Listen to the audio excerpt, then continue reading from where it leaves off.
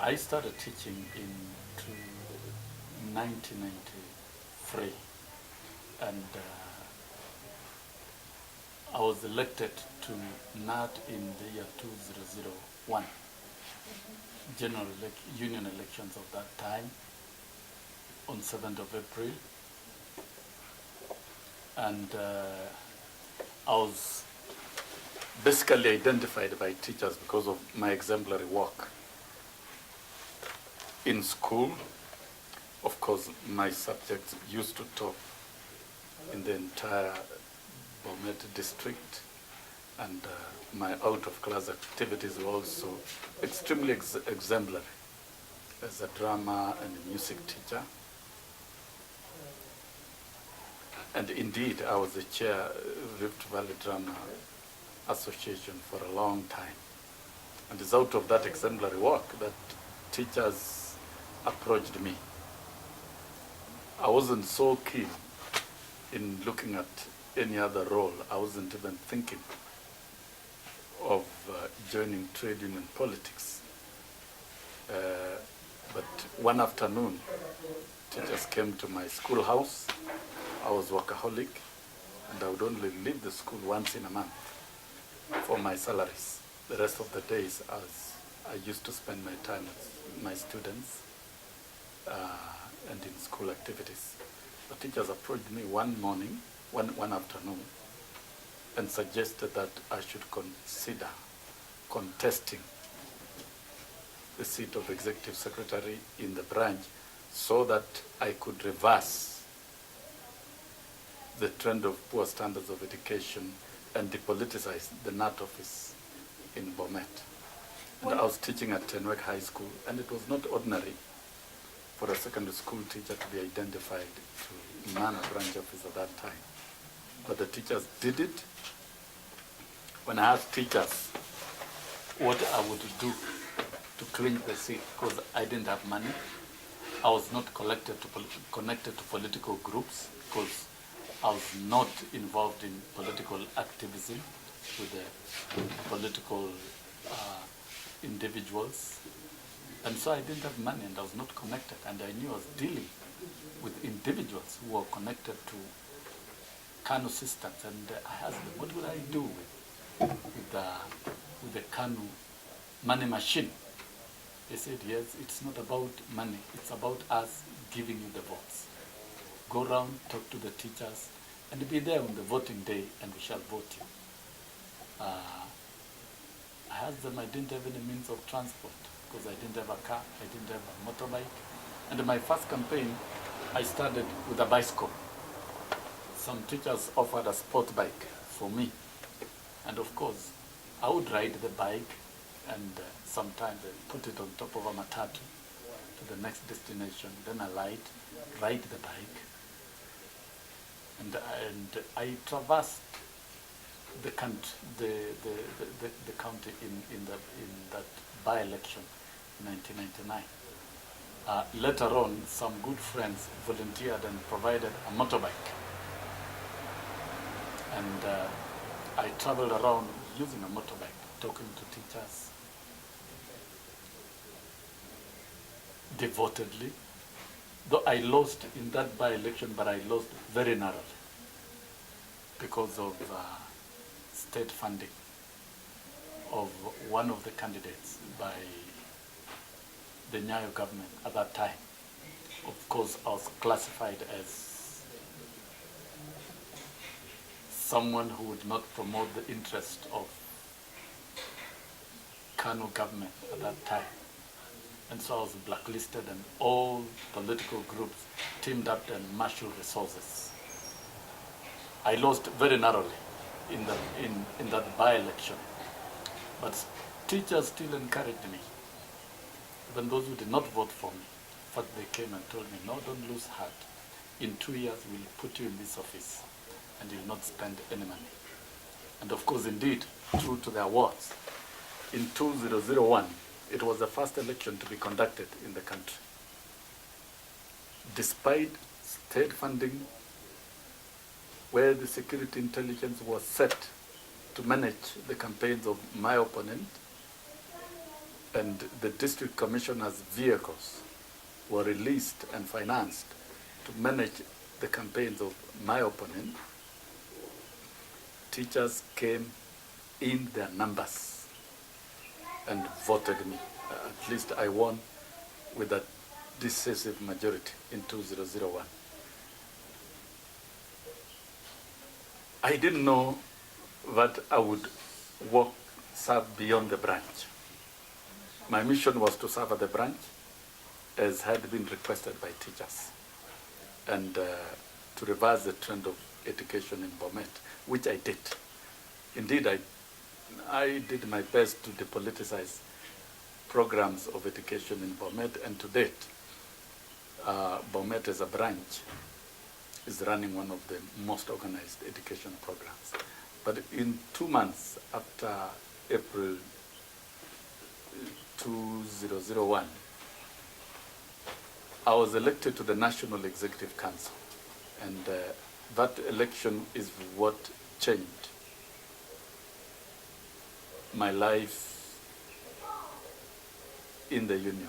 I was only interested in being a branch secretary, that's all. But later on, in 2 months, I was elected to the National Executive Council, which is a rare opportunity.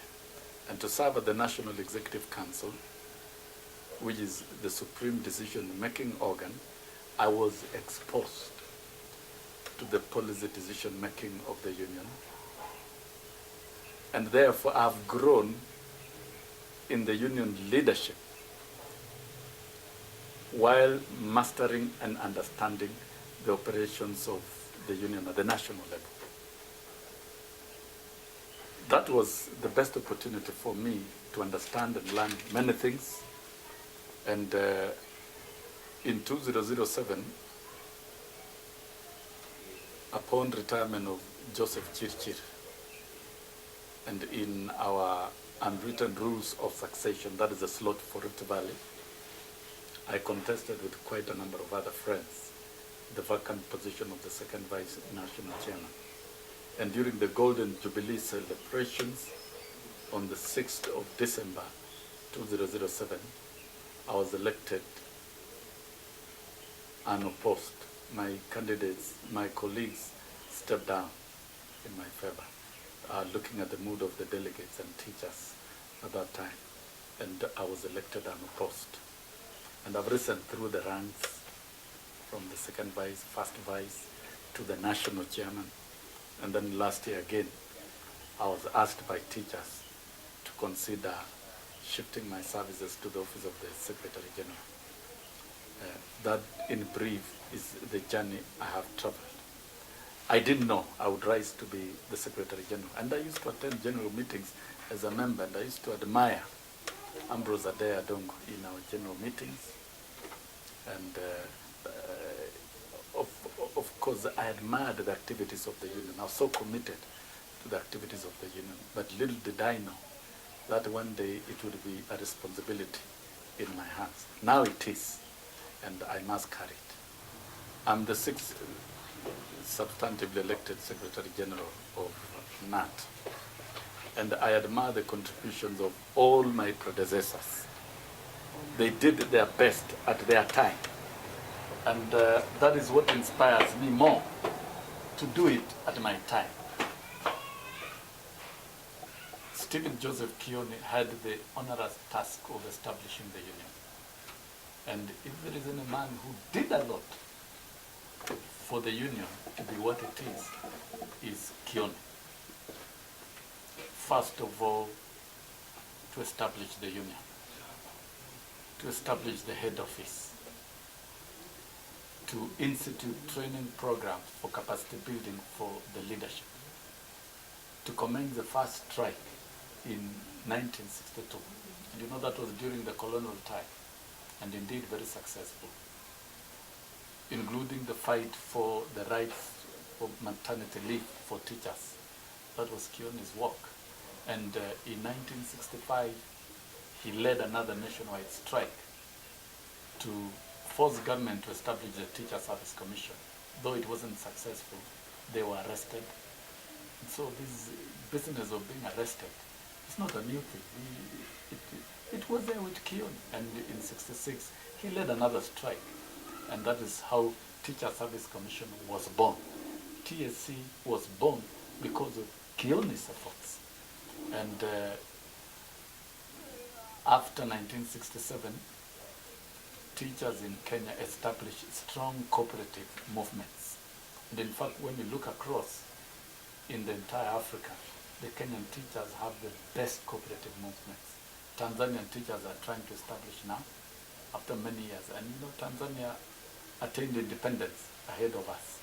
Ugandan teachers are benchmarking with us to start their cooperatives, while we are now thinking of mainstreaming those cooperatives to form one strong national bank. Teachers' investments in terms of cooperative movements and welfare schemes in Kenya are indeed very, very, very strong. So I can only borrow from my forefathers, the Kioni, the Adongos.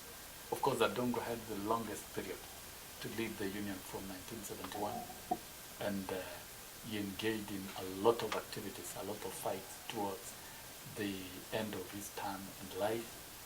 Yeah. Of course, Nganga was my mentor. If there isn't a person who trained me, is Mr. Nganga. And I talk with him almost every day, even today. And so our four leaders are basically an archive of wisdom, knowledge and experience, even those we did not see. I did not see Kioni, but I can read Kioni's work, and that's an inspiration. It's a challenge to us, 57 years down the line, that we must do more for the teachers of this country. We must do more for education, and we must do more even to liberate the rest of the teachers in Africa. The success of KNUT is the success of teachers all over Africa, and we have assisted Tanzanian teachers to establish themselves. Zanzibar, we have assisted Uganda. Uganda is doing very well. Yeah, in fact, that is one of our success stories. Rwanda is doing fairly well now, and we are trying to help Burundi and the rest of the entire Africa. Apart from promotion of teachers and the push for salaries, what else do you want to do for teachers? Now, during the establishment of the union, the registration of the union in 1959, under the laws of this country, government wanted to register us as an association. An association is very weak in terms of establishment and in terms of operation. And in fact, many countries in Africa and many governments, they have not allowed registration of teachers' unions or establishment. They have allowed them to operate as associations. It was a struggle. We fought, and we said, yes, we know we are a professional association, but we must be allowed to operate also as a trade union. So therefore, KNUT, in terms of registration in 1959, is both a trade union and a professional association. And we have about 17 objectives within our constitution. And so we engage in other different activities that promote the welfare and the professional aspirations of teachers in this country. And the only area that is known is the bread and butter issues. Of course, it's objective number one. And this we have customized into our strategic plans. There are the host of activities that we do, including training and capacity building of teachers. That is part of our core business, and advocacy. Sometimes we may not do it, but we force government to do it. And so the entire profile of the face of the teaching profession in Kenya today, in terms of training, teacher training, curriculum, and recruitment of teachers into service, that really is has been our core business, and it still is. My father was not very wealthy. He's an ordinary peasant. And so we had to struggle through schooling, all of us as a family. And during school holidays, we'd all work on the farm to raise crops so that we could raise school fees. So it wasn't easy, and sometimes it was not possible to raise fees for all of us at the same time. But my father struggled and educated all of us. How many? Yeah, 7 of us.